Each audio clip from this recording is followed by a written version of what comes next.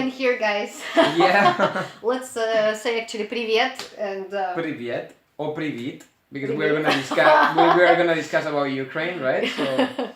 Yeah. Well, I actually wanted you to say hola. Hola. Yeah. Okay, sorry, So- bad. Next time we have to do a script or something or a video. But well, maybe it already means that we're gonna have some controversy today to discuss. Yes, there is a lot of controversy. Crazy already. stuff, guys, has been going on. Just a few hours ago, it's been confirmed that Ukraine has banned its own performer, from going to Eurovision this year, even though winning in the national selection as a result of televotes and jury votes. The song that made so much hype that everybody was talking about it immediately, like it went viral everywhere, and I've never seen that many reactions, like blog reactions and everything. Just people were reposting, talking like, wow. And then the song got so much attention, so much limelight, and then bam, Ukraine says that it's not going for very political reasons. I think you could speak about those. Well, I mean, it's not. I don't know if you know more than you, but like this song basically Jamal, right? Jamala. Yeah. It was like the winner of Ukraine like 2 years ago, like 3 years ago, like when they went to Stockholm. Yeah. And that was the one you visited. Yeah, I was there. I was there actually. Yeah. I'm gonna say it. I never liked the song. But like but it's safe to say it. Yeah, now it's safe to say it. Yeah. But Okay. anyway, like I mean, the performance was nice, but the song itself, it was not my song.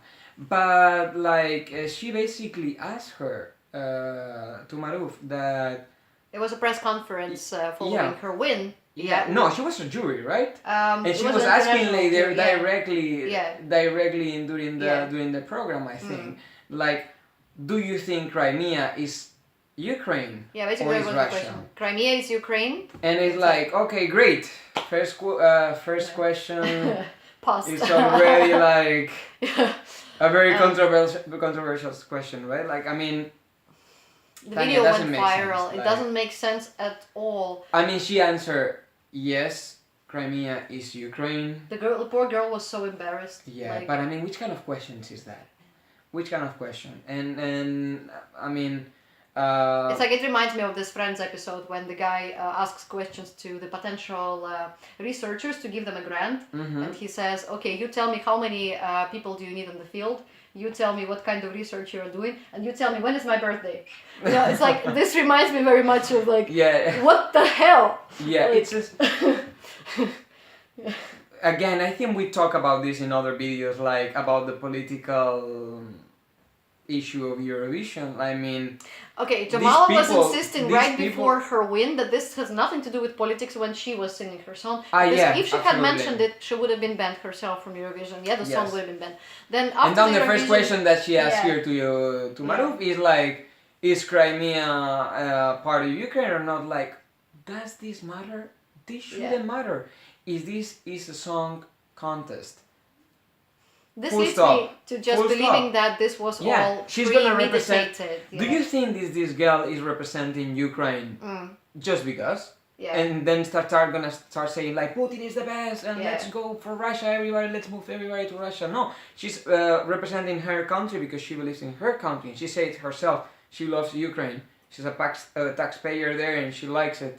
Like, and she wants to represent Ukraine. Like, she's also Russian speaker, and that's why they make her like this question. That was another thing that they discussed Very since unfair. Maruv previously performed also in Crimea, right? And she's quite well known around Russia. But how should this stop you from performing? I mean, at Eurovision, the fact that you're well known in Russia, well, I'm sorry, but so many singers are quite well known in Russia. Let's talk about Jamala herself for a moment. She was competing in Russian contests and became winner of Russian music contests. Why does nobody talk about that? Why? Like, No, because back then everybody was friends. oh, right. Yeah. And like if you are the winner of Eurovision, you're now, let's say, the ambassador of goodwill. You're supposed to bring nations together in your further years of music career. You are this person who now everybody listens to, you know, like whose opinion matters. So Jamala should have been like uniting, and the worst thing disconnecting. that everybody forgets or forgets every time, like is politics are for politicians, are for countries, governments, right? But like not for the people. People are people. You know, what surprises me is simply that like we this are sort all of thing. equal, I mean, you know, like these talks, they can happen around Eurovision. They can happen from fans, from like some kind of attacks on social media. They can take place in newspapers and radio, whatever. But they shouldn't take place inside the Eurovision. You know what I mean? Like it shouldn't be Eurovision ex-winners or Eurovision committee or judges, you know, involving Eurovision like intentionally like into politics, you know, like the judges are the ones distancing themselves. Because now my question here a question for Eurovision for the organization, like what do you do with you see situations like that? Should you act?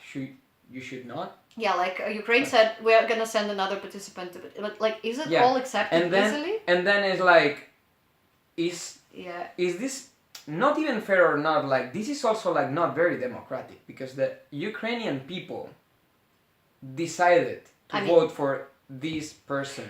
You can like more or less the song, whatever, but they decided. You don't like it. You don't like the decision of your own people.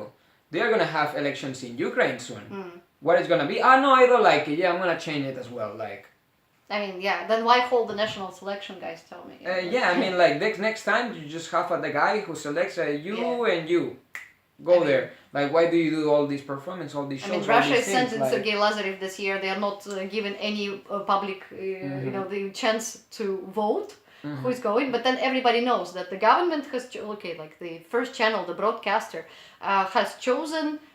You know, Channel Russia has chosen Lazarev to go to Eurovision, but then everybody understands that this is how it works in Russia, that we don't have the national selection this year for It's okay, yeah, I mean, everybody has its way to do it. Right? Either like it or you but don't like it. But if you are doing it one way, go and until the end. Taking the chance back don't withdraw of their decision like couple days later. It's like, it's all good, guys, that you voted. But by the way, we have decided that we will send in our own. And it's sad because I love Ukraine. I love like Ukrainian people. Like talk with. I have some friends. They also don't understand what is going on there right now with this. You know, like doesn't make sense for them either. So, but when I was watching this Jamala video that with Crimea is Ukraine, no, it all seemed to me that of course this was not a spontaneous question. Let's be honest, guys, it was not. Of course not. Like I'm sure, like it was the first question. She even arrived to the program and the question was already in the paper. I'm not saying that somebody wrote it for her, but like maybe she already had it like for... I mean, Jamala is a smart woman. She wouldn't have asked this question if it hadn't been discussed before with the whole... you think so? I think so. So you think that... Okay, I don't know. I think she's free to ask any questions she wants. She would have thought for a very long time before she would have asked something like that, you know, like because this is such a... you know, such a critical kind of question. But also maybe because also she knows what is the feeling between inside the Ukrainian media, and maybe she already felt like she could do this kind of question. I heard from Vivi Blogs commenting on Jamala's words that Jamala did it and you guys should not Vivi Blogs' opinion, but it was one of the comments that they also commented on that maybe this way Ukraine was helping their own singer to get televotes around the world because then they would remember the Crimean situation and would vote for her. That looks stupid to me. Like, really? Like, would it help the world to vote for someone who Jamala kind of asked, are you a patriot of your country or not? You know, like, yes, of course I am. You see again about the patriot, like in Italy, like it just... Where is the song contest? Like I don't see it anymore. Sometimes I just feel that I'm reading the news again, like every morning. You know, I've been to Eurovision. Well, I went last year to Portugal. I was witnessing this, and then everybody, when I came back from Portugal, like practically everybody asked me, "So, tell me, how much is this a political contest?" And I replied last year to everyone, that last year was a proof that it was very little political. You know, of course, it's never free of politics. But last year it was like so close to being very free, like very democratic and very open-minded, because as you know, not many countries Also, we would have to normally say vote for also- Israel, but they did. So this like opened a lot of boundaries. This But I this really made like very free, yeah. Neta's song. I loved her too, but Yeah. we all know that like if You it- even bet for her. I did I bet for her. Ta-da, bingo. Yes. But And this doesn't mean that you agree with everything that Yeah. Israel or or its like government if lies it or had not. been a Like, political contest last year, Neta would have never won, because Israel is never supported at Eurovision arena normally by all countries basically so much as Neta was. Like, but the fact that she won last year and not the other countries, made me think that hey, this looks like it's not a political contest, because this was the time when simply everybody's favorite on YouTube became everybody's favorite at the contest. Like, no politics managed to influence that. Okay, the jury's votes were very different, but that's another story. Anyway, I always try to think the best from people, and But I do more agree or with the less. opinion that the Eurovision Commission itself, the EBU, should be also kind of looking at the situation, looking into like why are we allowing this changing someone who has been chosen by the public, the voters, televoters, and why is it like they hey, we're cannot, gonna ban because it? they cannot ban it. Yeah. There is no any rule that says like Yeah. you cannot do this. Like, they are, it's totally it's in their right. Like, they can do it. But of course, like, they should start thinking maybe to create like a manual of ethics or something, or like a good faith. I don't know. I don't know. You know that Really, 2 years. it's a difficult answer. Like how you should do it, right? That 2 years ago, when Ukraine and Russia had this also Eurovision clash, and Russia decided not to participate in Eurovision whatsoever, it was happening on Ukrainian territory, so it was a safer way for Russia to simply skip this one. To just skip this one, even though the Eurovision committee was convincing Russia to still participate, offering different options, and then also doing the atata to Ukrainians, for not letting Russia, because this singer had performed in Crimea previously. So at that time, I remember the EBU's reaction was pretty strong, and they had, the situation was what it was, but then the EBU for a long time wondered maybe they should have banned, or should have, not banned, sorry, they should have punished both countries for being enemies, so to say, for not making friends before the Eurovision show. So also it was political from Russia's side, and I think you will agree. Like, they choose someone who was in the situation that with this ban in Ukraine, she couldn't go to Ukraine. Like, now my point is that now 2 years have passed. Things have been more or less more stable, basically. This is not even the problem, Tanya. The problem is not like now about Russia. The problem is like there is one citizen of Ukraine that has been accused of not being a good person and not being a good Ukrainian. And this is unacceptable. And also like and also telling to all the televoters and all the audience and people who were following this program that their vote didn't value anything. They should give back the money to these people. Who spend like honestly, what are you doing with people who voted for Maruv, and sent their money to support the singer, to do the SMS voting and phone voting and so on? How about the fact that so many people have been watching the show, choosing their favorite, and then it's all for nothing, basically. But still, my point was that after a few years since the situation, that was it was a hype back then. It was on the peak of media attention. Now sometimes has passed. Shouldn't we be moving into a more peaceful direction? And it's happening on a neutral territory in Israel, basically, right? So it's not even that Russia doesn't want to come to Ukraine, or Ukraine doesn't want the singer to sing in Russia. We are talking about a totally different arena. And I really liked Maruv's comment, by the way, that I'm a musician, I'm not in a political arena. What?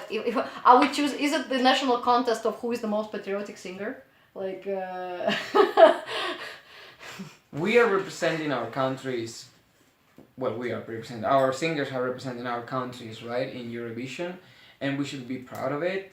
sometimes we are more proud or It's less, like- if you like more or less the song, whatever. But at the end, you have. I think Eurovision is this kind of program that really tries to unite Europe. At least was. Or was like unite like and like it's a party of cultures.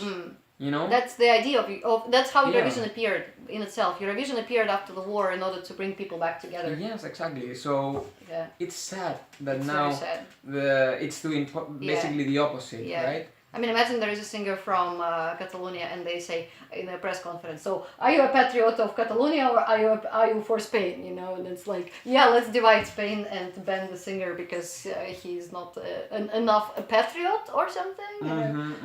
Like, how do you say it? Like when they choose a Spanish contestant, it's still all Spain supporting him, right? It's not like Absolutely. I mean, like, I think unless some of the songs that have gone to Eurovision were not the best ones, right? Like, but absolutely, there has been like many contestants that were from Catalonia, and everybody just support them. Last year, I mean, Spain was in love with this couple. Like then, I knew it was gonna be like a difficult song and a difficult couple because Alfred basically, Amaya, Alfred and Amaya, because the two of them, they had this. There's this kind of TV show in Spain called like Operación Triunfo, and then all of they met there. They have a love story there. They sing some songs there. People grow some emotion. The audience grow some emotion with them, and then when they sang this song together, you really saw it like this is our song, right?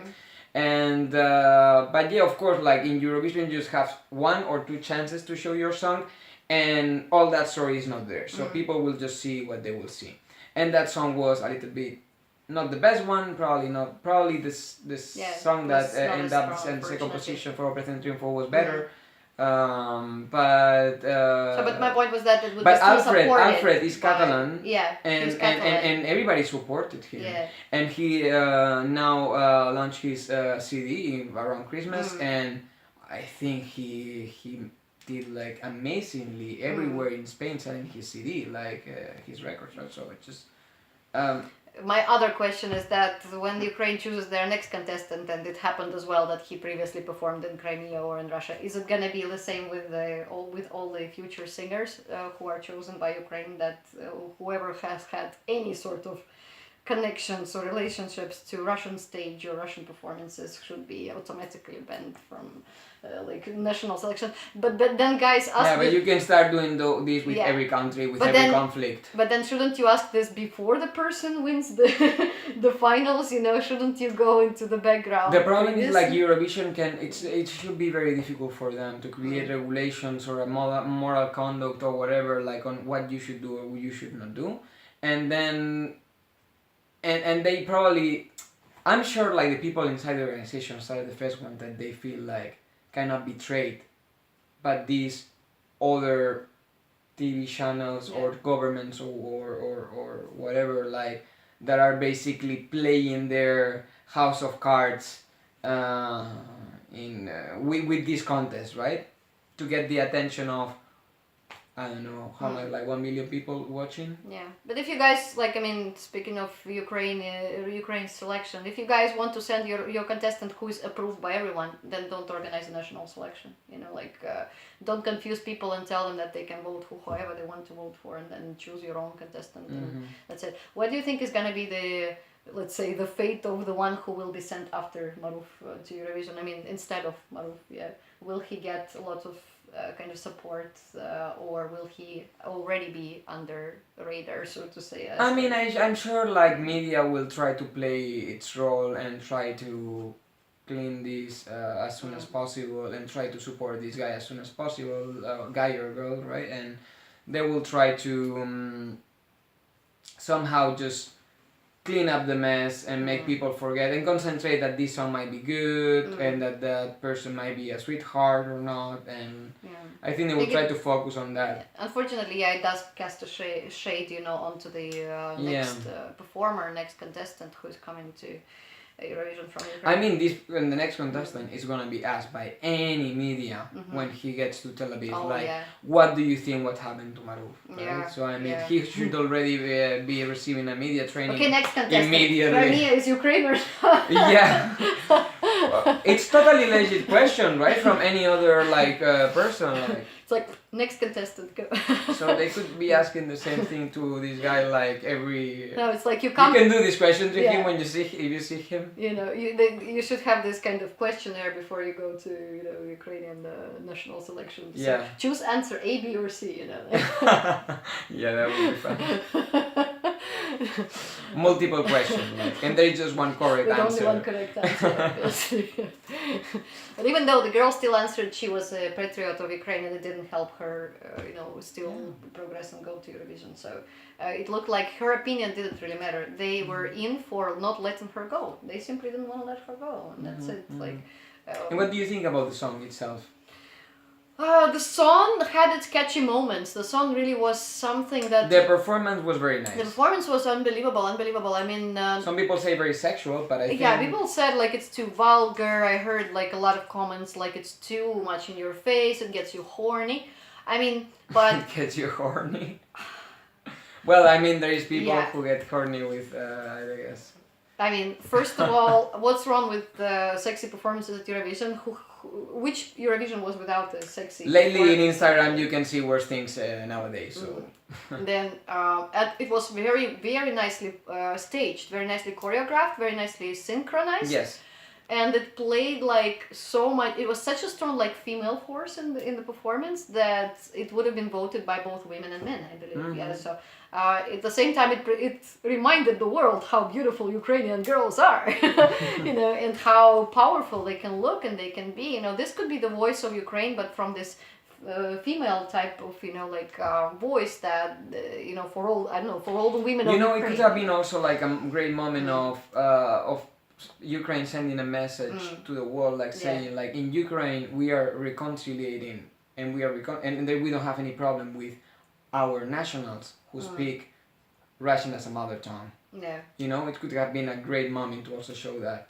And right now, I just have the other... Yeah, they're just rolling it back. I'm glad to know that the audience was thinking differently. So it's just I want to believe there is a minority, and the majority of the people in Ukraine probably will have a very open mind and into that, and whoever wants to really represent its country, their country, so they will support whatever language is their mother tongue, basically. True.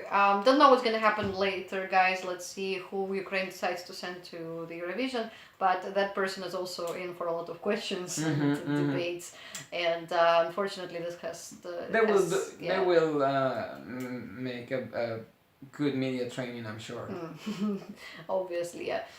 Anyhow, a lot of ideas, we have a lot of thoughts, and maybe your thoughts are totally different, and you would want to argue with us a little bit in the comments. Do not forget to write Don't be so bad with us. But we have been complaining a lot, so yeah. Maybe we also deserve a little bit of bad words. We deserve some, all kinds of comments, but also a few likes and subscriptions. So if you want to see us debating more for you guys later on, do not forget to subscribe, watch the videos that you see next to us in the air somewhere. How was it with Jamala? Yeah. I was not, and I didn't have the best location in Eurovision, so I couldn't see her live very well. Right. Yeah. But hopefully we are gonna see Ukraine in Eurovision this year somehow, one way or the other. Mm-hmm. We will, for sure. So, stay with us, guys, and let's have more reaction later on. Enjoy your day. Bye. Bye. Ciao.